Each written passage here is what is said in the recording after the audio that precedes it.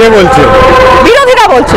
বিরোধীদের কাজ তো বিরোধী করা, কিন্তু ওরা জানে ওদের এই 5 দফা নির্বাচন হয়ে গেছে সারা ভারতবর্ষে তথা বাংলায়, সারা দেশের মানুষ সার্জিক্যাল স্ট্রাইক করে দিয়েছে, শুধু সময় অপেক্ষা, আর দেখবেন রেজাল্টটা কোথায় দাঁড়াচ্ছে।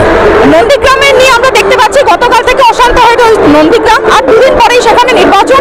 আজকে সারা সকাল নন্দীগ্রামে যে অশান্তি হচ্ছে, তৃণমূলের দিকে আঙুল তোলা হচ্ছে, কি বলবেন? অ্যাকচুয়ালি বিরোধী দলনেতা শুভেন্দু অধিকারী গড়ে বলে, সব গড় বলে, আসলে গড় মানুষের হয়, মানুষ তাদের পাশ থেকে সরে গেছে, সেটাকে ধরে আঁকড়ে রাখার চেষ্টা করছে। কারণ আপনারা জানেন বিগত যে এমপি নির্বাচন হয়েছে, ওদের পরিবারের তৃণমূলের সিম্বলে এমপি হয়েছে, সেই জায়গাটা জানে তৃণমূলের সিম্বল নেই, বিজেপি সিম্বলে দাঁড়িয়েছে, সেই জায়গায় মানুষ তাদের প্রত্যাখ্যান করেছে, তারা অশান্ত সৃষ্টি করে সারা বাংলা একটা অশান্ত চেষ্টা করছে তারা। 1 জুন বারাসাত লোকসভা কেন্দ্র এবং বসিরহাট লোকসভা কেন্দ্রে নির্বাচন, হাই ভোল্টেজ দুটো কেন্দ্র, তাহলে সেই জায়গাতে দাঁড়িয়ে সন্দেশখালী নিয়ে যেমন একটা প্রশ্ন উঠছে, তেমনই বারাসাত লোকসভা কেন্দ্র থেকে বলা হচ্ছে কাকলিদি হেরে যাবেন, অথচ তিনি 3বার হ্যাটট্রিক করে ফেলেছেন, কি উত্তর দেবেন? না, এবার 4বারও তিনি জিতছেন।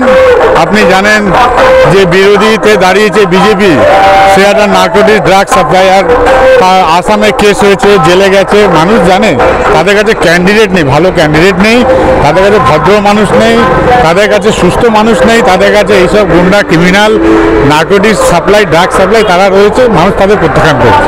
আর সন্দেশখালী ইস্যু নিয়ে কি বলবেন? সন্দেশখালী তো পুরোটাই আপনারা জানেন, ওটা ম্যানিপুলেট করা হয়েছে, একটা নির্বাচনী প্রোপাগান্ডা করা হয়েছে, সেই নির্বাচনী প্রোপাগান্ডা মানুষ জবাব দিয়ে দিয়েছে। আমাদের সন্দেশখালী হাজি নুরেল প্রায় 4 লাখ ভোটের উপর জিতছে।